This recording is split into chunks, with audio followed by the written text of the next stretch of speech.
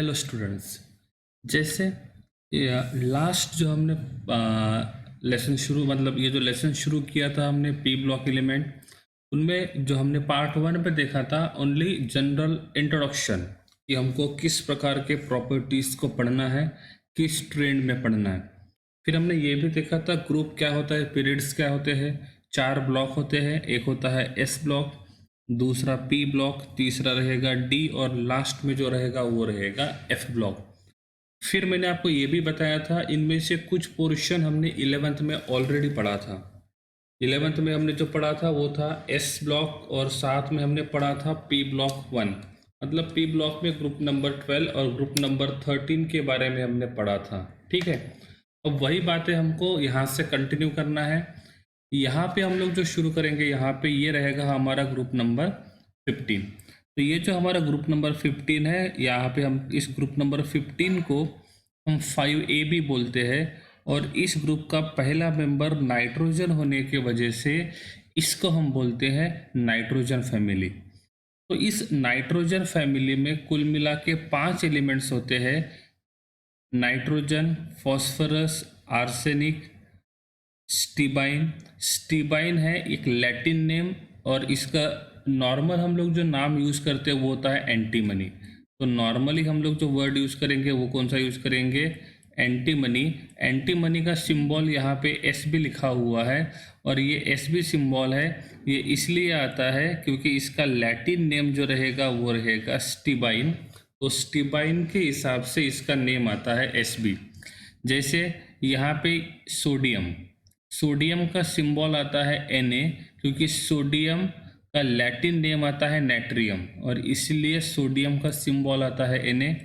Potassium का symbol आता है K क्योंकि पोटेशियम का P भी नहीं आता है, PO भी नहीं आता है, वो K आता है क्योंकि पोटेशियम का लैटिन नेम आता है कलियम। उसी प्रकार से जो एंटीमनी होता है उस एंटीमनी का लैटिन नेम आता है स्टीबाइन और इसीलिए यहाँ पे एंटीमनी का जो सिंबल रहेगा वो हम Sp लिखते हैं जो डिराइव्ड होता है स्टीबाइन से। लास्ट वाला जो एलिमेंट रहेगा वो रहेगा बिस्मथ। अब आप यहाँ पे देखोगे तो ये पांचों जो एलिमेंट शो किए हुए हैं, इन पांचों एलिमेंट को 3 डिफरेंट कलर से शो किया हुआ है। कौन से नाइट्रोजन फॉस्फोरस को अलग कलर से शो किया हुआ है, आर्सेनिक स्टीबाइन को अलग कलर से शो किया हुआ है और बिस्मथ को अलग कलर से यहाँ पे रिप्रेजेंट किया हुआ है। इसका रीज़न क्या है? इसका रीज़न ऐसा है कि नाइट्रोजन और फॉस्फोरस जो रहेंगे ये नॉन मेटालिक कैरेक्टर शो करते हैं। जैसे कि हमने 11th स्टैंडर्ड में पढ़ा था, as we move from top to bottom metallic character is increases and non metallic character is decreases। तो नाइट्रोजन और फॉस्फोरस जो रहेंगे ये नॉन मेटालिक कैरेक्टर शो करेंगे। उसके बाद यहाँ पे आर्सेनिक जो रहेगा और स्टीबाइन जो रहेगा ये यहाँ पे क्या करेंगे, मेटालाइट के प्रॉपर्टी क्या करेंगे, शो करेंगे। तो ये दोनों के दोनों मेटालाइट के प्रॉपर्टी शो करेंगे और ये जो बिस्मथ रहेगा ये मेटालिक प्रॉपर्टी शो करेगा। ठीक है, तो ये बीच में 2 है सेमी मेटल जो मेटालॉइड का काम करते हैं, मेटल नॉन मेटल दोनों के प्रॉपर्टी शो करेंगे। अब इस आर्सेनिक की बात करते हैं तो ये आर्सेनिक इस नॉन मेटल के साइड में है और स्टीबाइन जो रहेगा वो मेटल के साइड में है। तो स्टीबाइन जो रहेगा वो थोड़ी सी मेटालिक कैरेक्टर ज़्यादा शो करेगा compare to non metallic character और आर्सेनिक जो रहेगा वो थोड़े से सिमिलर प्रॉपर्टी शो करेगा नाइट्रोजन और फॉस्फोरस जैसे। मतलब आर्सेनिक जो रहेगा it will show more non metallic character compare to metallic character. तो ये आर्सेनिक जो रहेगा वो नॉन मेटालिक कैरेक्टर ज़्यादा शो करेगा, मेटालिक कैरेक्टर कम शो करेगा। स्टीबाइन जो रहेगा वो मेटालिक कैरेक्टर ज़्यादा शो करेगा और नॉन मेटालिक कैरेक्टर कम शो करेगा। तो कुल मिला के 5 एलिमेंट्स के बारे में हमको पढ़ना है, nitrogen, phosphorus, arsenic, stibine and bismuth. तो इस प्रकार से हम 5 एलिमेंट्स के बारे में यहाँ पे पढ़ने वाले हैं। अब ये जो ग्रुप नंबर 15 है इनमें जो एलिमेंट है नाइट्रोजन, फॉस्फोरस, आर्सेनिक, एंटीमनी और बिस्मथ, तो इनका यहाँ पे इलेक्ट्रॉनिक कॉन्फ़िगरेशन शो किया हुआ है। जैसे आप यहाँ पे देख सकते हो कि यहाँ पे ये पी ब्लॉक एलिमेंट है, तो इसका इलेक्ट्रॉनिक कॉन्फ़िगरेशन जनरल होता है P1, इसको हम लोग NP1 बोलते हैं। यहाँ पे इसका होता है NP2, और ग्रुप नंबर 15 का जो जनरल इलेक्ट्रॉनिक कॉन्फ़िगरेशन रहेगा ये रहेगा NP3। मतलब यहाँ पे पी सबशेल में कितने इलेक्ट्रॉन्स होने चाहिए? 3 इलेक्ट्रॉन्स होने चाहिए। तो इस फैमिली के जितने भी एलिमेंट्स है हमने यहाँ पे इनका इलेक्ट्रॉनिक कॉन्फ़िगरेशन किया हुआ है, और इलेक्ट्रॉनिक कॉन्फ़िगरेशन में आप देख सकते हो कि इनके लास्ट इलेक्ट्रॉन जो है वैलेंस इलेक्ट्रॉन वो पी सबशेल में है, और लास्ट इलेक्ट्रॉन पी सबशेल में होने की वजह से इसको हम बोलेंगे पी ब्लॉक एलिमेंट। और सबके पी ऑर्बिटल में सेम नंबर ऑफ इलेक्ट्रॉन होने की वजह से हम इनके सबके प्रॉपर्टीज जो रहेंगे, केमिकल प्रॉपर्टी, वो कैसे रहेंगे? सेम रहेंगे, क्योंकि केमिकल प्रॉपर्टीज जो होते हैं वो वैलेंस शेल के इलेक्ट्रॉन के हिसाब से होते हैं कि उनके पास नंबर ऑफ इलेक्ट्रॉन्स कितने होते हैं वैलेंस शेल में या तो वैलेंस सबशेल में। तो यहाँ पे इनका इलेक्ट्रॉनिक कॉन्फ़िगरेशन किया हुआ है, ठीक है। इनका जनरल इलेक्ट्रॉनिक कॉन्फ़िगरेशन क्या रहेगा? देखो 2s के बाद 2p, 3s और 3p, 4s और 4p, 5s और 5p, 6s और 6p। तो यहाँ पे ये 6 जो रहेगा वो रहेगा maximum shell number, n number. तो n का वैल्यू यहाँ पे 6 लेते हैं, तो यहाँ पे भी n का वैल्यू 6 ही रहेगा। तो इनका जनरल इलेक्ट्रॉनिक कॉन्फ़िगरेशन बन जाएगा NS2NP3, ठीक है। अब यहाँ पे जो s इलेक्ट्रॉन, मतलब s के पास एक ही ऑर्बिटल होता है, और जब s के पास एक ही ऑर्बिटल रहेगा तो उस एक ऑर्बिटल में कितने इलेक्ट्रॉन रहेंगे? 2। तो एक रहेगा क्लॉकवाइज और दूसरा रहेगा एंटी क्लॉकवाइज। वैसे हम p की बात करते हैं कि यहाँ पे p के पास तो 1, 2, 3 इलेक्ट्रॉन्स रहेंगे, और ये तीनों के तीनों कैसे रहेंगे? अनपेयर्ड रहेंगे। ये ग्रुप नंबर 15 जो होते हैं इनका जनरल ऑक्सीडेशन नंबर का जो रेंज रहेगा वो रहेगा, वो -3 भी शो करते हैं, 0 या कब? जब वो फ्री स्टेट में रहेंगे, क्योंकि जब भी कोई एलिमेंट फ्री स्टेट में होता है तो उसका ऑक्सीडेशन नंबर हमेशा 0 होता है। फिर उसका ऑक्सीडेशन नंबर +3 भी शो करता है और +5 भी शो करेगा। आगे जाके ये भी स्टडी करेंगे कि किस प्रकार से ये इन ऑक्सीडेशन नंबर को क्या करेंगे? शो करेंगे।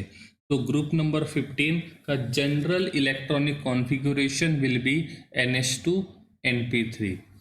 अब जो पॉइंट हमने लास्ट में पढ़े थे वो फिर से यहाँ पे दिखाए हुए हैं।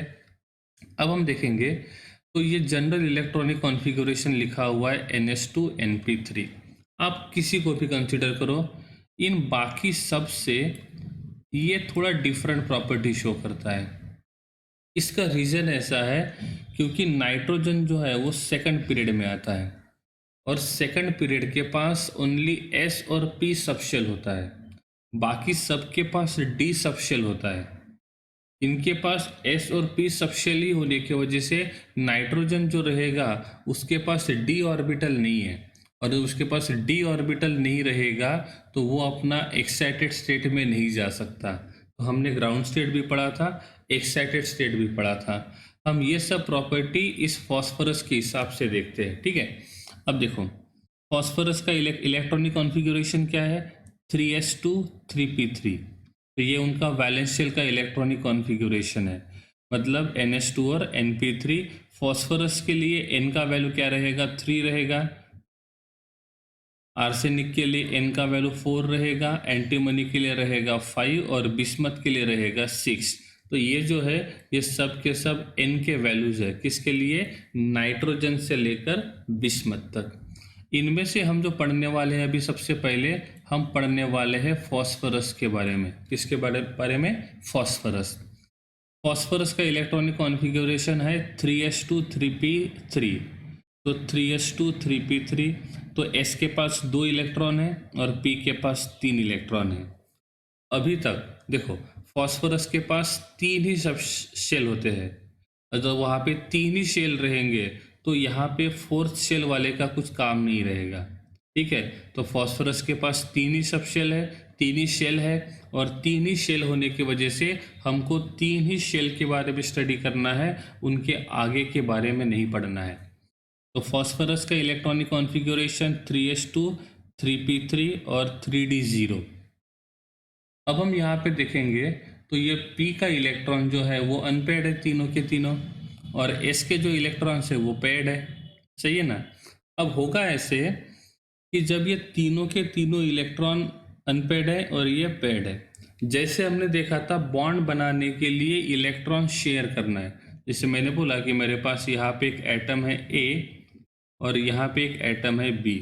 अब इन दोनों के बीच में बॉन्ड बनाना है तो क्या करना पड़ेगा, इन दोनों के बीच में बॉन्ड बनाना तो क्या करना पड़ेगा, यहाँ पे इन दोनों के बीच में बॉन्ड बनाने के लिए A के पास एक इलेक्ट्रॉन होना चाहिए और B के पास एक इलेक्ट्रॉन। तो ये दोनों क्या करेंगे, अपना एक एक इलेक्ट्रॉन शेयर करेंगे और वो बॉन्ड बनाएंगे। अब जितने अनपेड इलेक्ट्रॉन ज़्यादा होंगे उतने वो बॉन्ड भी ज़्यादा बनाएगा। अब हम बात करते हैं इस फॉस्फोरस के बारे में, तो इसके पास अब वैलेंस शेल में टोटल इलेक्ट्रॉन कितने हैं, काउंट करो। S के पास 2 इलेक्ट्रॉन है और P के पास 3 इलेक्ट्रॉन है, तो total number of valence electron कितने हो गए, 5। अब वैलेंस इलेक्ट्रॉन 5 है और 5 में से 2 इलेक्ट्रॉन पेड है और 3 इलेक्ट्रॉन अनपेड है। तो अभी ये ग्राउंड स्टेट में है, तो ग्राउंड स्टेट में फॉस्फोरस जो रहेगा वो मैक्सिमम कितने बॉन्ड बना सकता है, 3 बॉन्ड बना सकता है, क्योंकि इसके पास 3 ही इलेक्ट्रॉन अनपेड है। जब ये 3 ही बॉन्ड बनाएगा तो इसका ऑक्सीडेशन नंबर या तो -3 रहेगा या तो +3 रहेगा। इफ ये तीनों के तीनों बॉन्ड मोर इलेक्ट्रोनेगेटिव के साथ बनाता है तो वो मोर इलेक्ट्रोनेगेटिव क्या करेगा, इसके इलेक्ट्रॉन गेन करेगा। तो मतलब फॉस्फोरस के ऊपर चार्ज कितना आएगा, +3। इफ ये फॉस्फोरस ये 3 अनपेड इलेक्ट्रॉन को यूज करके जो बॉन्ड बनाता है वो लेस इलेक्ट्रोनेगेटिव एलिमेंट के साथ बॉन्ड बनाता है, तो फॉस्फोरस क्या करेगा, उस लेस इलेक्ट्रोनेगेटिव एलिमेंट के तीनों इलेक्ट्रॉन गेन करेगा। उस टाइम पे इस फॉस्फोरस का ऑक्सीडेशन नंबर रहेगा -3। मतलब ग्राउंड स्टेट में या तो -3 शो करेगा या तो +3 शो करेगा। 0 जो रहेगा वो फ्री स्टेट में करेगा, लेकिन जब वो कंबाइंड स्टेट में जाएगा फॉस्फोरस ग्राउंड स्टेट में, तब या तो वो -3 शो करेगा या तो वो +3 ऑक्सीडेशन नंबर शो करेगा। अब +5 कब पॉसिबल है, जितने बॉन्ड बनाएगा उतना ऑक्सीडेशन नंबर शो करेगा। ग्राउंड स्टेट में कितने बॉन्ड बनाएगा, जितने अनपेड इलेक्ट्रॉन है। कितने अनपेड इलेक्ट्रॉन है, 3, तो बॉन्ड कितने बनाएगा, 3। तो ऑक्सीडेशन नंबर क्या होना चाहिए, -3 और +3 के बीच में। सही है ना। अब क्या होगा, अब ये 3s का इलेक्ट्रॉन, क्या ये वैलेंस शेल में तो इलेक्ट्रॉन 5 है लेकिन बॉन्ड कितने बनाए, 3। क्या ये 5 बॉन्ड बना सकता है, हाँ बना सकता है। उसके लिए क्या करना पड़ेगा, ये 3s का एक इलेक्ट्रॉन 3d में लेके जाना पड़ेगा। अब आप बोलोगे 3s का इलेक्ट्रॉन 3d में क्यों, 4s में जाना चाहिए। लेकिन ये फॉस्फोरस थर्ड पीरियड में है, और जब ये थर्ड पीरियड में रहेगा तब उसका मैक्सिमम नंबर ऑफ शेल जो रहेंगे वो 3 ही रहेंगे, और जब मैक्सिमम नंबर ऑफ शेल 3 रहेंगे तो वो 3d में जा सकता है, क्योंकि इसका n का वैल्यू 3 है, इनका n का वैल्यू 4 है, तो इसका मैक्सिमम n का वैल्यू 3 होने की वजह से ये इलेक्ट्रॉन यहाँ पे नहीं भेजेगा। तो 3s का इलेक्ट्रॉन कहाँ पे भेजेंगे, 3d में। तब क्या होगा, यहाँ से एक इलेक्ट्रॉन चला गया, सही है ना। जब यहाँ से एक इलेक्ट्रॉन चले जाएगा तो अब total number of unpaired electron कितने हो गए, 5। s के पास 1 है, p के पास 3 है और d के पास 5 है। जब total number of unpaired electron 5 हो जाएंगे तो बॉन्ड कितने बनाएगा, 5 बनाएगा, और जब बॉन्ड 5 बनाएगा तब उसका ऑक्सीडेशन नंबर कितना रहेगा, +5। अब एक बात यहाँ पे ये आता है कि जब उसने 3 बॉन्ड बनाए थे ग्राउंड स्टेट में, तब +3 -3 दोनों पॉसिबल थे। जब वो एक्साइटेड स्टेट में जाएगा तो वो 5 बॉन्ड बनाएगा, एक बॉन्ड 3s के वजह से, 3 बॉन्ड 3p के वजह से और एक बॉन्ड 3d के वजह से। उस टाइम पे उसका ऑक्सीडेशन नंबर +5 -5 दोनों होना चाहिए। लेकिन यहाँ पे लिखा हुआ है कि ये ओनली +5 शो कर रहा है, ये -5 शो नहीं कर रहा है। ठीक है, अब थोड़ा सा उसकी तरफ ध्यान देंगे। पहले हमको ये देखना है कि ये इतने ऑक्सीडेशन नंबर शो कैसे किए।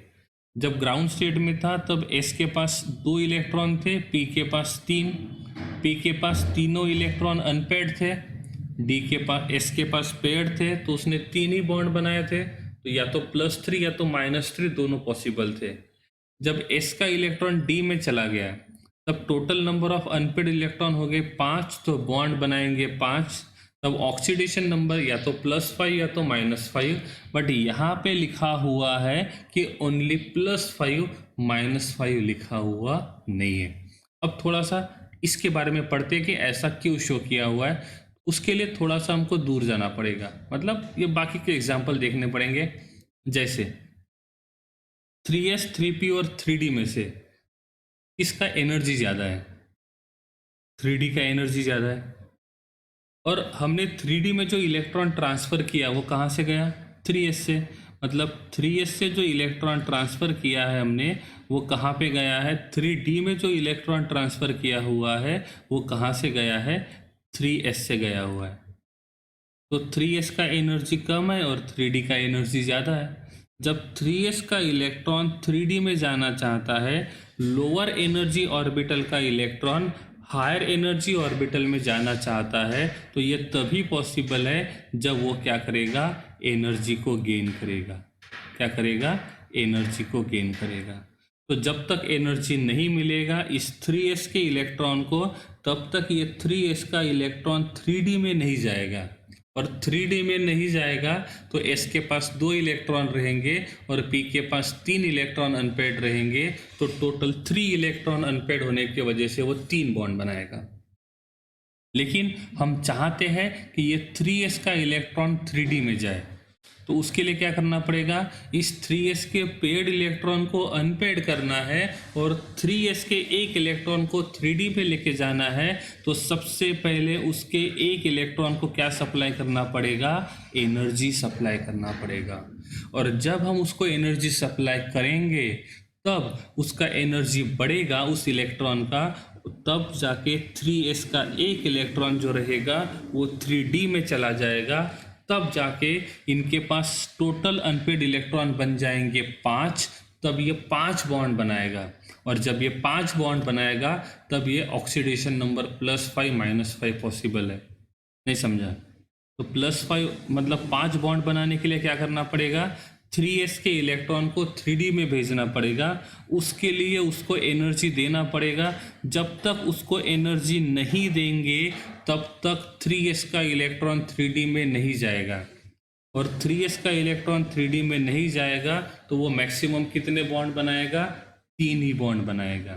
ठीक है, अब थोड़ा सा इस कंसेप्ट को थोड़ा सा अभी तो देख लिया कि एनर्जी किसको चाहिए और क्यों चाहिए। 3s को एनर्जी मिलेगा तो 5 बॉन्ड बनाएगा, क्योंकि तभी जाके 3d में जाएगा। 3s के पेयर्ड इलेक्ट्रॉन को एनर्जी नहीं मिलता है तो 3s का इलेक्ट्रॉन 3d में नहीं जाएगा तो 3 ही बॉन्ड बनाएगा। Repeating again, if s electron को एनर्जी मिलता है तो s का इलेक्ट्रॉन d में जाएगा, तो नंबर ऑफ अनपेड इलेक्ट्रॉन 5 बनेंगे, 5 बॉन्ड बनाएगा। 3s का इलेक्ट्रॉन को एनर्जी नहीं मिलेगा तो उसके पास अनपेड इलेक्ट्रॉन रहेंगे 3, तो बॉन्ड कितने बनाएगा? 3। मतलब अब डिपेंड करता है कि वो 3 बॉन्ड बनाएगा या 5 बॉन्ड बनाएगा। ये डिपेंड करता है कि s इलेक्ट्रॉन को एनर्जी मिलता है कि नहीं मिलता है। अब मैंने बोला कि s इलेक्ट्रॉन को एनर्जी मिला तो वो d में जाएगा, तो बॉन्ड कितने बनाएगा? 5। तो s का इलेक्ट्रॉन बॉन्डिंग में पार्टिसिपेट करता है, मतलब रिएक्टिव नेचर शो करता है, तो 5 बॉन्ड बनाएगा। और s का इलेक्ट्रॉन जब रिएक्टिव नेचर शो नहीं करेगा, वो इनर्ट नेचर शो करेगा, उस टाइम पे वो 3 ही बॉन्ड बनाएगा। तो वो सब डिपेंड करता है s के ऊपर। तो s का इलेक्ट्रॉन रिएक्टिव होता है तो वो जाएगा d के पास, और जब वो d के पास जाएगा तो बॉन्ड बनाएगा 5। और s का इलेक्ट्रॉन जब इनर्ट नेचर शो करेगा उस टाइम पे वो बॉन्ड बनाएगा 3। तो यहाँ पे 2 पॉसिबिलिटी है, या तो 5 बॉन्ड या तो 3 बॉन्ड। एस ऑर्बिटल रिएक्टिव रहेगा तो 5 बॉन्ड, एस ऑर्बिटल इनर्ट रहेगा तो 3 बॉन्ड। ठीक है, अब इन दोनों को देखते हैं। Central atom oxygen, central atom nitrogen, जो अटैच्ड एटम है वो दोनों में सेम है। ठीक है, अब यहाँ पे जो मेन बात है, यहाँ पे रहेगा एक लोन पेयर, यहाँ पे रहेगा दूसरा लोन पेयर, कोई बात नहीं। ठीक है, अब मेन है कि हम इन दोनों को कंपेयर करते हैं। अब इन दोनों में देखेंगे तो सेंट्रल एटम दोनों में डिफरेंट है, लेकिन जिसके साथ बॉन्ड बनाया वो एटम सेम है। कौन? हाइड्रोजन। क्लियर? अब देखो कि इसमें ऑक्सीजन और अब हाइड्रोजन जो है दोनों में हाइड्रोजन का साइज जो रहेगा वो सेम रहेगा। मैं आपको पूछता हूँ, ये हाइड्रोजन ऑक्सीजन बॉन्ड ब्रेक करना है और हाइड्रोजन नाइट्रोजन बॉन्ड ब्रेक करना है, कौन सा बॉन्ड इजीली टूटना चाहिए? क्वेश्चन रिपीट कर रहा हूँ, हाइड्रोजन ऑक्सीजन बॉन्ड भी ब्रेक करना है, हाइड्रोजन नाइट्रोजन बॉन्ड भी ब्रेक करना है, इनमें से कौन सा बॉन्ड इजीली ब्रेक होना चाहिए और क्यों? सोचो, हाइड्रोजन ऑक्सीजन और हाइड्रोजन नाइट्रोजन, इनमें से कौन सा बॉन्ड इजीली ब्रेक होना चाहिए और क्यों होना चाहिए?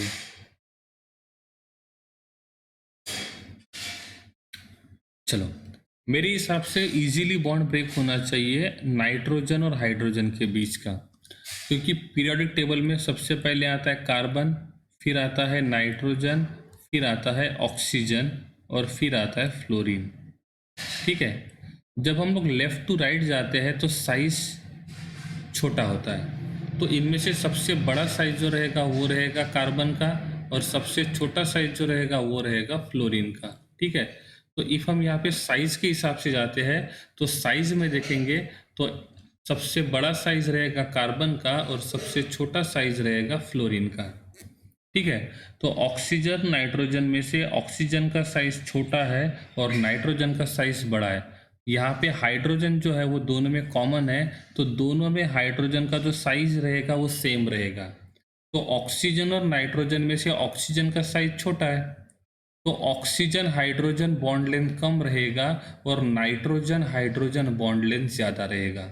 फिर से रिपीट कर रहा हूँ, लेफ्ट टू राइट जाते हैं तो एटॉमिक साइज कम होता है due to increase in nuclear charge. ठीक है, रूल नंबर 2। तो नाइट्रोजन ऑक्सीजन में से ऑक्सीजन का साइज छोटा है, तो ऑक्सीजन हाइड्रोजन बॉन्ड मतलब बॉन्ड लेंथ कम रहेगा और नाइट्रोजन हाइड्रोजन बॉन्ड लेंथ ज़्यादा रहेगा। लिखा भी है कि ऑक्सीजन और हाइड्रोजन के बीच का बॉन्ड लेंथ कितना है? 95.84 पिकोमीटर। तो नाइट्रोजन और हाइड्रोजन के बीच का बॉन्ड लेंथ कितना है? 101.7 पिकोमीटर। अब इन दोनों को कंपेयर करेंगे तो यहाँ पे बॉन्ड लेंथ कम है, यहाँ पे बॉन्ड लेंथ ज़्यादा है। जितना बॉन्ड लेंथ कम उतना फोर्स ऑफ अट्रैक्शन ज़्यादा, जितना बॉन्ड लेंथ ज़्यादा उतना फोर्स ऑफ अट्रैक्शन कम। सही है ना? इन दोनों को कंपेयर कर रहे हैं, तो यहाँ पे बॉन्ड लेंथ कम है तो फोर्स ऑफ अट्रैक्शन ज़्यादा रहेगा, यहाँ पे बॉन्ड लेंथ ज़्यादा है तो फोर्स ऑफ अट्रैक्शन कम रहेगा। अब फोर्स ऑफ अट्रैक्शन ज़्यादा रहेगा तो बॉन्ड को तोड़ने के लिए एनर्जी ज़्यादा लगेगी, यहाँ पे बॉन्ड को तोड़ने के लिए एनर्जी कम लगेगी। तो इफ हम बॉन्ड डिसोसिएशन एंथैल्पी देखते हैं तो OH बॉन्ड का बॉन्ड डिसोसिएशन एंथैल्पी ज़्यादा रहेगा और NH बॉन्ड का बॉन्ड डिसोसिएशन एंथैल्पी कम रहेगा। नहीं समझा? क्यों? क्योंकि बॉन्ड लेंथ कम है, बॉन्ड लेंथ ज़्यादा है। तो OH मतलब हम ये बोल सकते हैं कि जितना साइज छोटा रहेगा एटम का, हम हाइड्रोजन को कंपेयर ही नहीं कर रहे क्योंकि हाइड्रोजन कॉमन है, जो कॉमन है उसको कंपेयर नहीं करना है। तो हाइड्रोजन कॉमन है, ऑक्सीजन और नाइट्रोजन में से ऑक्सीजन का साइज छोटा है तो ऑक्सीजन का फोर्स मतलब बॉन्ड लेंथ जो रहेगा वो कम रहेगा, फोर्स ऑफ अट्रैक्शन ज़्यादा रहेगा, तो बॉन्ड तोड़ने के लिए एनर्जी ज़्यादा। इसको OH कंपेयर टू NH। और जिसका बॉन्ड तोड़ने के लिए एनर्जी ज़्यादा लगता है, इसका मतलब बॉन्ड बनाने के टाइम पे भी वो एनर्जी ज़्यादा रिलीज करेगा। बॉन्ड तोड़ना है, एनर्जी देना पड़ेगा, बॉन्ड बनेगा, एनर्जी को रिलीज करेंगे। अब हम बोलते हैं कि जब O और H के बीच में बॉन्ड बनेगा, N और H के बीच में बॉन्ड बनेगा, तो O और H के बीच में जो बॉन्ड बनेगा वो ज़्यादा एनर्जी रिलीज करेगा, और N और H के बीच में जो बॉन्ड बनेगा वो कम एनर्जी रिलीज करेगा। नहीं समझा क्या बोला मैंने? O और H के बीच का बॉन्ड बनेगा तो O का साइज छोटा होने की वजह से, फोर्स ऑफ अट्रैक्शन ज़्यादा होने की वजह से वो ज़्यादा एनर्जी को रिलीज करेगा कंपेयर टू NH। तो OH का बॉन्ड एंथैल्पी ज़्यादा है कंपेयर टू NH। तो ये बोल सकते हैं जितना साइज छोटा रहेगा उतना बॉन्ड एंथैल्पी ज़्यादा रहेगा। तो हम यहाँ पे बोल सकते हैं साइज जो रहेगा it is inversely proportional to bond energy. Bond energy में दोनों आ गए, बॉन्ड डिसोसिएशन भी आ गया और बॉन्ड फॉर्मेशन भी आ गया। तो जितना साइज छोटा रहेगा उतना बॉन्ड एंथैल्पी ज़्यादा रहेगा। ठीक है, अब देखो, जब HO के साथ बॉन्ड बनाएगा और HN के साथ बॉन्ड बनाएगा तो O के साथ तो ज़्यादा एनर्जी क्या करेगा, रिलीज करेगा। ठीक है, अब देखो हम बात करते हैं हाइड्रोजन के तीनों के सबके साथ। तो हाइड्रोजन ने नाइट्रोजन के साथ बॉन्ड बनाया और हाइड्रोजन ने फॉस्फोरस के साथ बॉन्ड बनाया। नाइट्रोजन जब हाइड्रोजन के साथ बॉन्ड बनाएगा और फॉस्फोरस जब हाइड्रोजन के साथ बॉन्ड बनाएगा, तब इस नाइट्रोजन के साथ का बॉन्ड लेंथ कितना है, 101.7 पिकोमीटर, और फॉस्फोरस हाइड्रोजन का बॉन्ड लेंथ कितना है। अब इन दोनों को कंपेयर कर रहे हैं हम लोग, NH3 और PH3। NH3 और PH3 में हाइड्रोजन कॉमन है, कंपेयर किसको करेंगे, नाइट्रोजन और फॉस्फोरस को। तो नाइट्रोजन और फॉस्फोरस में से नाइट्रोजन का साइज छोटा है और फॉस्फोरस का साइज बड़ा है। तो नाइट्रोजन का साइज छोटा होने की वजह से बॉन्ड लेंथ कम है, फॉस्फोरस का साइज ज़्यादा होने की वजह से बॉन्ड लेंथ ज़्यादा है, बड़ा है। साइज बड़ा है तो बॉन्ड लेंथ ज़्यादा है। क्या लगता है कौन सा बॉन्ड, किसका बॉन्ड एनर्जी ज़्यादा रहेगा? सिंपल सी बात है, नाइट्रोजन मतलब अमोनिया का बॉन्ड एंथैल्पी ज़्यादा रहेगा कंपेयर टू PH3, क्योंकि अमोनिया का ये जो बॉन्ड है ये स्ट्रॉन्ग है और PH3 का जो बॉन्ड है ये वीक है।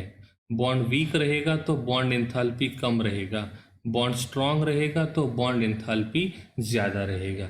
ठीक है, अब देखो बात कैसी है कि हमने बोला कि फॉस्फोरस के साथ मतलब पहले वो तीन अनपेड इलेक्ट्रॉन थे। तो जब वो तीन अनपेड इलेक्ट्रॉन बॉन्ड बनाएंगे, तो जब वो बॉन्ड बनाएंगे उस टाइम पे वो क्या करेंगे, एनर्जी को रिलीज करेंगे। ठीक है, जैसे यहाँ पे देखो हम इसको एक्साइटेड स्टेट मानते हैं और हम यहाँ पे इसको ग्राउंड स्टेट मानते हैं। ठीक है, अब हम ये मान के चलते हैं कि ये भी 3Se है और ये 3Pe है, ये दोनों अलग अलग है।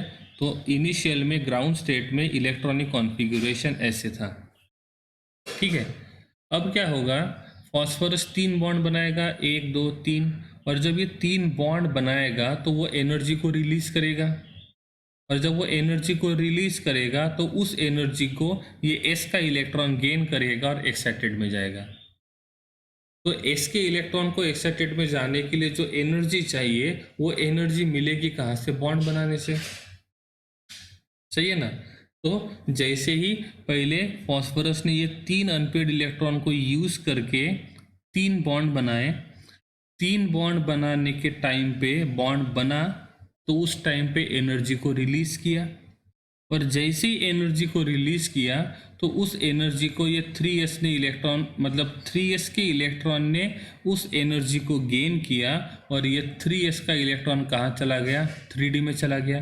तो ऑलरेडी 3 बॉन्ड बना लिए थे, अब 2 इलेक्ट्रॉन अनपेड फिर से बन गए, तो टोटल अनपेड इलेक्ट्रॉन कितने हो गए, 5। तो अब ये कितने बॉन्ड बनाएगा, 5। तो ये तब पॉसिबल है जब उनका बॉन्ड एंथैल्पी ज़्यादा रहेगा, और बॉन्ड एंथैल्पी ज़्यादा होने के लिए साइज़ कैसा होना चाहिए, छोटा होना चाहिए, और साइज छोटा रहेगा तो उसका फोर्स ऑफ अट्रैक्शन ज़्यादा रहेगा, और फोर्स ऑफ अट्रैक्शन ज़्यादा रहेगा तो वो इलेक्ट्रॉन को गेन करेगा, जो बॉन्ड बनाएगा वो, और जब वो इलेक्ट्रॉन को गेन करेगा तो उसके वजह से सेंट्रल एटम के ऊपर चार्ज जो रहेगा वो रहेगा पॉजिटिव। इसलिए हायर ऑक्सीडेशन नंबर में मतलब हायर एक्साइटेड स्टेट में +5 पॉसिबल है, -5 पॉसिबल नहीं है। क्यों पॉसिबल नहीं है -5? क्योंकि हमको 5 बॉन्ड बनाने के लिए यहाँ पे जो पहले 3 एटम ऐड करने पड़ेंगे वो ऐसे होने चाहिए जिनका साइज छोटा हो, क्योंकि जितना साइज छोटा रहेगा उतना वो ज़्यादा एनर्जी को रिलीज़ करेंगे, और जब वो ज़्यादा एनर्जी को रिलीज़ करेंगे तब जाके ये 3s का इलेक्ट्रॉन कहाँ पे जाएगा, 3D में जाएगा। और जब ये 3D में जाएगा तो ही वो 5 बॉन्ड बनाएगा। मतलब इतना कंफर्म है कि हमको एक्साइटेड स्टेट में बॉन्ड बनाना है तो हम जिसके साथ बॉन्ड बना रहे हैं उसका साइज या तो सेंट्रल एटम का साइज कैसा होना चाहिए, छोटा होना चाहिए। तो जितना साइज छोटा रहेगा उतना ही उसका बॉन्ड एंथैल्पी ज़्यादा रहेगा, तो वो इजीली एक्साइटेड स्टेट में चले जाएगा और वो टोटल बॉन्ड बनाएगा 5। और इसीलिए ओनली +5 पॉसिबल है, -5 पॉसिबल नहीं है। अब हम कंपेयर करते हैं इन सबको, nitrogen, phosphorus, arsenic, stibine and bismuth. इनमें से किसका साइज सबसे बड़ा है? इनमें से चलो थोड़ा सा इरेज कर देते हैं, बिना काम का जो है वो भी। अब इनको इरेज कर लेते हैं हम लोग और ये देखते हैं कि यहाँ पे किन का साइज जो रहेगा, साइज को कंपेयर करना है पहली बात तो हमको, कि किसका साइज ज़्यादा है और किसका साइज कम है। ठीक है, तो यहाँ पे जो 5 एलिमेंट है, कौन से नाइट्रोजन, फॉस्फोरस से लेकर बिस्मथ तक, तो इन पांचों को कंपेयर करते हैं तो सबसे बड़ा साइज जो रहेगा वो किसका रहेगा, बिस्मथ का। अब बिस्मथ का साइज सबसे बड़ा है तो बिस्मथ के साथ जो भी कोई बॉन्ड बनाएगा, हम तीनों में हाइड्रोजन कंपेयर करते हैं, सब में हाइड्रोजन ही कंपेयर करते हैं, तो हाइड्रोजन कॉमन चीज़ है, तो हाइड्रोजन के हिसाब से नहीं जा सकते हैं, हमको इसके हिसाब से जाना पड़ेगा। तो NH3, PH3, ASH3, SbH3 and BiH3। ठीक है, अब इन सब में देखेंगे तो हाइड्रोजन कॉमन है, तो हाइड्रोजन से कंपेयर नहीं करेंगे, इन सेंट्रल एटम से कंपेयर करेंगे। तो हाइड्रोजन और नाइट्रोजन के मतलब बीच का बॉन्ड सबसे छोटा रहेगा, तो हाइड्रोजन और बिस्मथ के बीच का बॉन्ड सबसे बड़ा रहेगा। हम यहाँ पे बोलेंगे कि यहाँ पे हाइड्रोजन के साथ बॉन्ड है और नाइट्रोजन ने भी यहाँ पे हाइड्रोजन के साथ बॉन्ड बना लिया है। हम इन दोनों को कंपेयर करते पहले, तो यहाँ पे बॉन्ड लेंथ कम रहेगा, यहाँ पे बॉन्ड लेंथ ज़्यादा रहेगा, और बॉन्ड लेंथ ज़्यादा रहेगा तो बॉन्ड वीक रहेगा, बॉन्ड वीक रहेगा मतलब बॉन्ड एंथैल्पी कम रहेगा, और बॉन्ड एंथैल्पी कम रहेगा तो एक्साइटेशन पॉसिबल नहीं है। क्यों? क्योंकि बॉन्ड एंथैल्पी कम है, तो जब ये हाइड्रोजन बिस्मथ के साथ 3 बॉन्ड बनाएगा तो ये बॉन्ड वीक होने की वजह से, बॉन्ड वीक क्यों है? क्योंकि बिस्मथ का साइज बहुत बड़ा है, तो बॉन्ड लेंथ बढ़ जाएगा, और बॉन्ड लेंथ बढ़ेगा तो बॉन्ड वीक हो जाएगा, तो वो उतना ज़्यादा एनर्जी रिलीज करेगा ही नहीं ताकि ये 3s का इलेक्ट्रॉन 3D में चला जाए, मतलब एक्साइटेशन पॉसिबल नहीं रहेगा। तो एक्साइटेशन तभी पॉसिबल होता है जब एटम का साइज छोटा हो, या तो जिसके साथ बॉन्ड बना रहे उसका, या तो सेंट्रल एटम, मतलब कंपेयर करने के लिए। तो यहाँ पे हम लोग जिसके साथ बॉन्ड बना रहे हैं वो तो सेम है हाइड्रोजन, तो उनको कंपेयर नहीं कर सकते हैं, तो हम सेंट्रल एटम को कंपेयर कर रहे हैं नाइट्रोजन और बिस्मथ के। तो नाइट्रोजन का साइज बहुत छोटा है तो बॉन्ड लेंथ कम रहेगा, बॉन्ड स्ट्रांग रहेगा तो बॉन्ड एंथैल्पी ज़्यादा रहेगा, तो वो एक्साइटेशन इजीली पॉसिबल रहेगा। लेकिन बिस्मथ में जो रहेगा वो एक्साइटेशन पॉसिबल नहीं रहेगा, मतलब बिस्मथ जो रहेगा वो ग्राउंड स्टेट में ही रहना पसंद करेगा। तो ये बोल सकते हैं कि जो बॉटम वाला रहेगा वो ग्राउंड स्टेट में रहना पसंद करेगा, और जो टॉप वाला रहेगा वो कहाँ पे रहना पसंद करेगा, एक्साइटेड स्टेट में रहना पसंद करेगा। ठीक है, तो इस प्रकार से ये ग्राउंड स्टेट में भी हो सकता है और एक्साइटेड स्टेट में भी हो सकता है। तो ये अपर साइड के जो एलिमेंट्स है वो ग्राउंड स्टेट में से एक्साइटेड स्टेट में जाना पसंद करते हैं क्योंकि उनका साइज छोटा है, तो बॉटम वाले जो एलिमेंट्स है ये ग्राउंड स्टेट में रहना पसंद करेंगे, और ग्राउंड स्टेट में रहना पसंद करेंगे तो ये कितने बॉन्ड बनाएंगे, 3 बॉन्ड बनाएंगे, सही है ना। तो ये कितने बॉन्ड बनाना पसंद करेंगे, 3 बॉन्ड।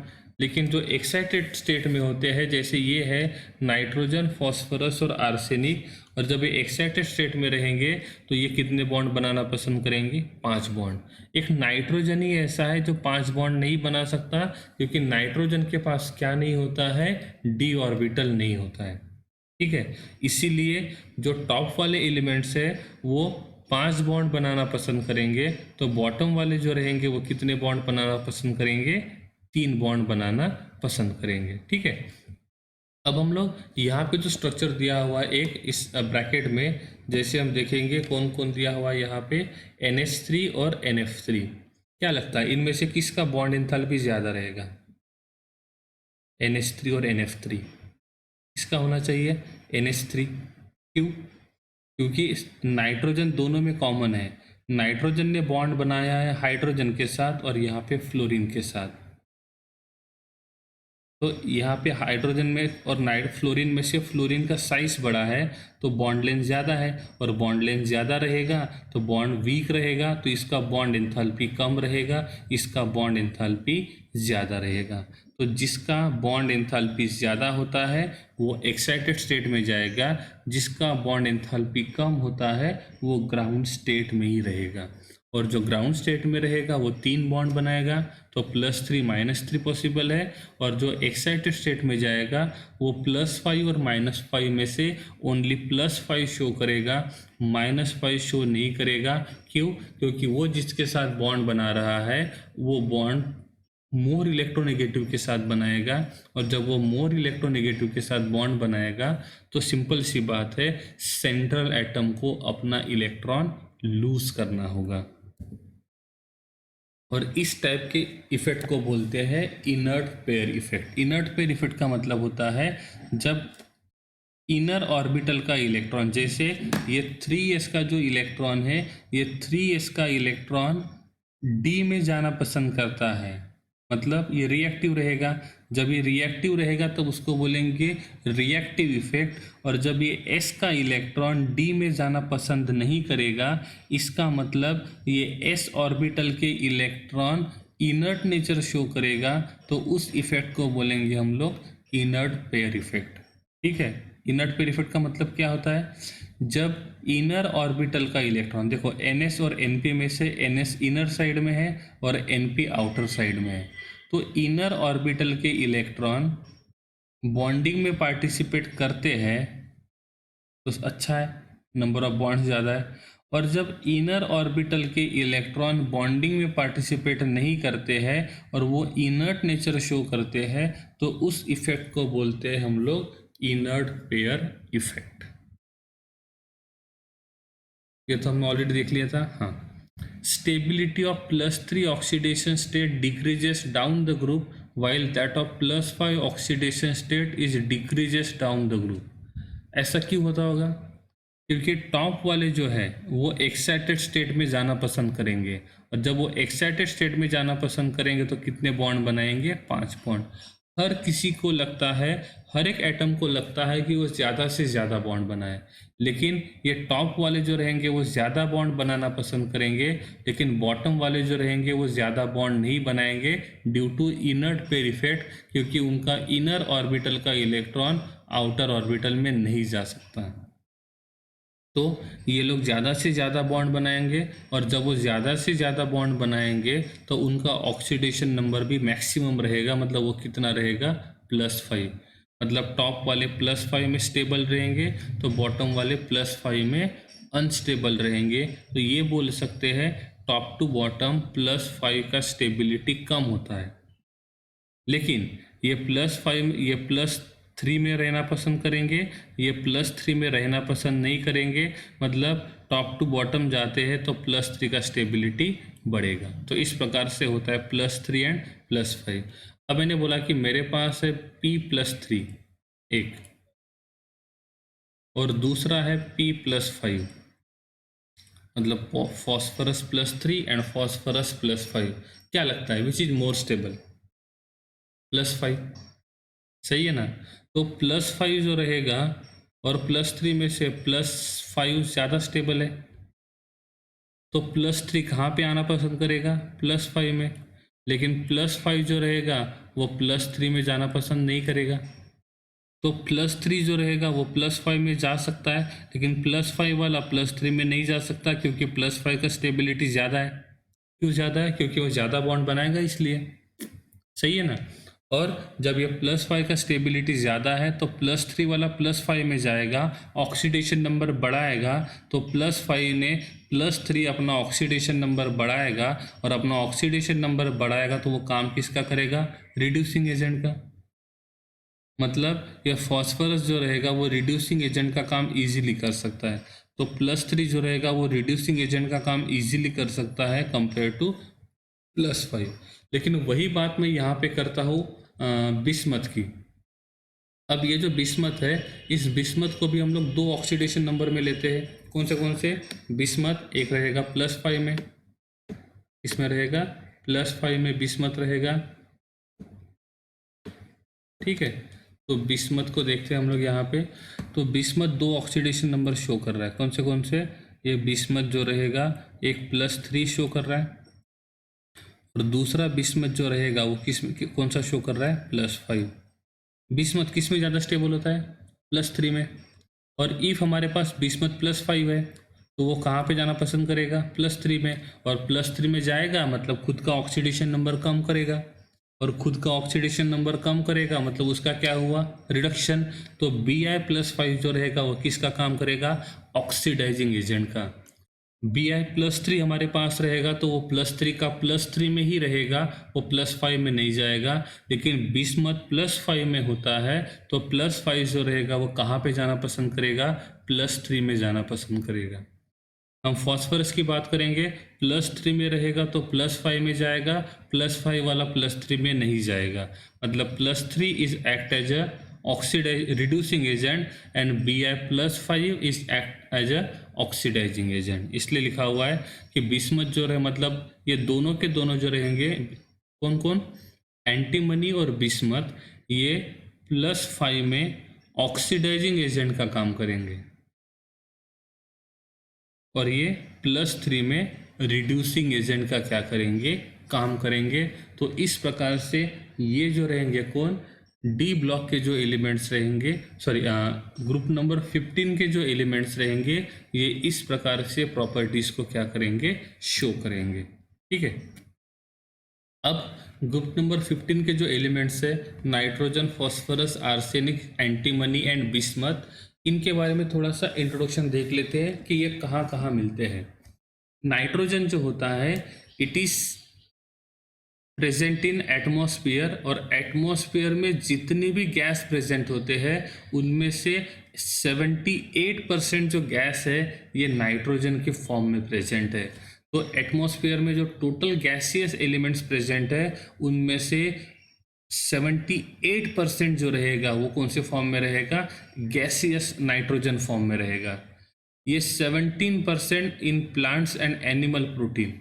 तो एनिमल में जो प्रोटीन होता है, जो हमने बायोमोलिक्यूल में पढ़ा था, तो प्रोटीन्स जो होते हैं वो अमीनो एसिड से बनते हैं, और अमीनो एसिड में COOH और NH2 होता है, और NH2 में नाइट्रोजन होता है।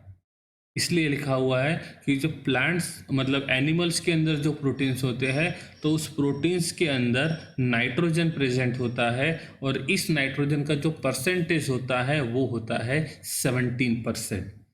ये नाइट्रेट फॉर्म में प्रेजेंट होता है, मतलब कंबाइन फॉर्म में। तो सोडियम नाइट्रेट और पोटेशियम नाइट्रेट दो दो फॉर्म में प्रेजेंट रहेगा। जब वो सोडियम नाइट्रेट फॉर्म में होता है तब उसको हम लोग जो नाम यूज करते हैं उसके लिए उसको बोलते हैं हम लोग चिली साल्ट पीटर, और पोटेशियम नाइट्रेट को हम बोलते हैं इंडियन सॉल्ट पीटर। तो potassium nitrate and sodium nitrate, NaNO3 is called as the chili saltpeter and KNO3 is called as the Indian saltpeter। Phosphorus जो होता है ये प्रेजेंट होता है एपेटाइट के फॉर्म में। ये जो एपेटाइट होता है, इस एपेटाइट का मॉलिक्यूलर फॉर्मूला रहेगा Ca9 कैल्शियम 9 PO4/6 CaX2। यहाँ पे X का मतलब होता है फ्लोरीन, या तो क्लोरीन या तो OH, ये हो सकता है, मतलब CaF2 हो सकता है, CaCl2 हो सकता है, या तो CaOH/2 हो सकता है। तो ये रहेगा एपेटाइट का फॉर्मूला। जब इस एपेटाइट में यहाँ पे X की जगह फ्लोरीन रहेगा तो उसको बोलेंगे फ्लूरो एपेटाइट। जब यहाँ पे क्लोरीन प्रेजेंट रहेगा तब उसको बोलेंगे क्लोरो एपेटाइट, और जब यहाँ पे हाइड्रोक्साइड रहेगा तो उसको बोलेंगे hydroxy apatite. Repeating again, apatite का फॉर्मूला है Ca9PO4/6 CaX2। X का मतलब होता है यहाँ पे या तो फ्लोरीन रहेगा या तो क्लोरीन रहेगा या तो हाइड्रोक्साइड रहेगा। जब यहाँ पे X2 की जगह हम लोग फ्लोरीन यूज करेंगे तो उसको बोलेंगे फ्लूरो एपेटाइट। जब क्लोरीन यूज करेंगे तब क्लोरो एपेटाइट, और जब हाइड्रोक्सी यूज करेंगे तो उसको बोलेंगे हाइड्रोक्सी एपेटाइट। हम इसको ऐसे भी लिख सकते हैं Ca10PO4/6X2। मतलब यहाँ का जो एक C था उस C को हमने स्टार्टिंग वाले कैल्शियम में लगा दिया, तो स्टार्टिंग में जो कैल्शियम 9 और यहाँ पे कैल्शियम था 10, तो हमने 10 के 10 कैल्शियम आगे लिख दिए, तो ये रहेगा Ca10PO4/6X2। This is the general molecular formula of appetite. ये जो फॉस्फोरस होता है ये 60% जो होता है ये बोन्स और टिथ में प्रेजेंट होता है, और फॉस्फोरस के 3 मेन एलोट्रॉप्स आते हैं। इसके बारे में डिटेल में आगे पढ़ेंगे, लेकिन यहाँ पे हमको यही याद देखना है कि फॉस्फोरस कौन से एलोट्रॉपिक फॉर्म में प्रेजेंट होता है। एक होता है रेड फॉस्फोरस, दूसरा होता है वाइट फॉस्फोरस, और तीसरा होता है ब्लैक फॉस्फोरस। एलोट्रॉप्स का मतलब होता है कंपोजिशन सेम रहेगा, केमिकल प्रॉपर्टीज सेम रहेंगे, फिजिकल प्रॉपर्टीज अलग अलग रहेंगे, and that is called as the allotropes. Arsenic जो रहेगा इनके 3 आइसोटोप्स हैं, आर्सेनिक 73, आर्सेनिक 74, आर्सेनिक 75। आर्सेनिक जब सल्फाइड फॉर्म में प्रेजेंट रहेगा तब उसका मॉलिक्यूलर फॉर्मूला रहेगा As2S4, उसका नाम होता है ऑर्पिमेंट। आर्सेनिक जब आयरन के साथ और सल्फर के साथ पायराइड फॉर्म में प्रेजेंट रहेगा तब उसको बोलेंगे आर्सेनोपायराइड्स। और ये जो आर्सेनिक होता है ये 2 एलोट्रॉपिक फॉर्म में प्रेजेंट होता है, एक होता है येलो और दूसरा होता है ग्रे। उनमें से येलो जो रहेगा उस एलोट्रॉप का रिएक्टिविटी ज़्यादा रहेगा। स्टीबाइन जो रहेगा वो सल्फाइड और ऑक्साइड फॉर्म में प्रेजेंट रहेगा। जब वो सल्फाइड फॉर्म में प्रेजेंट रहेगा तब उसके लिए हम लोग यूज करते हैं स्टीबानाइट। ये जो स्टीबाइन होता है ये 2 एलोट्रॉपिक फॉर्म में प्रेजेंट होता है, एक होता है येलो और दूसरा होता है ग्रे। तो ये रहेंगे उसके 2 एलोट्रॉपिक फॉर्म। बिस्मथ जो रहेगा ये भी सल्फाइड और ऑक्साइड फॉर्म में प्रेजेंट होता है। जो सल्फाइड फॉर्म में प्रेजेंट रहेगा उसको बोलेंगे बिस्मथ ग्लांस, और जो ऑक्साइड फॉर्म में प्रेजेंट रहेगा उसको बोलेंगे हम लोग बिस्माइट। तो इसमें हमने देखा कि जो ग्रुप नंबर 15 के एलिमेंट्स है वो कौन से फॉर्म में प्रेजेंट होते हैं, कहाँ पे प्रेजेंट होते हैं, क्या वो एलोट्रॉप शो करता है, और इफ वो एलोट्रॉप शो करेगा तो वो कौन से एलोट्रॉप शो करेगा। आपने इसके बारे में थोड़ा सा पढ़ा होगा ग्रुप नंबर 14 में, एलोट्रॉप्स ऑफ कार्बन में ग्रेफाइट आता है, डायमंड आता है, फुलेरिन्स आता है, जो बकीबॉल जिसको हम बोलते हैं, ये सभी के सभी कार्बन के एलोट्रॉप्स होते हैं। तो एलोट्रॉप्स मतलब उनके फिजिकल प्रॉपर्टी डिफरेंट रहेंगे, लेकिन केमिकल कंपोजिशन जो रहेगा वो कैसा रहेगा, सेम रहेगा। तो ये है ग्रुप नंबर 15 कहाँ पे प्रेजेंट रहेगा, कौन से फॉर्म में नेचर में हमको मिलेगा। ठीक है, तो इस पार्ट में इतना ही। नेक्स्ट पार्ट में हम लोग इसके आगे का स्टडी करेंगे। ठीक है।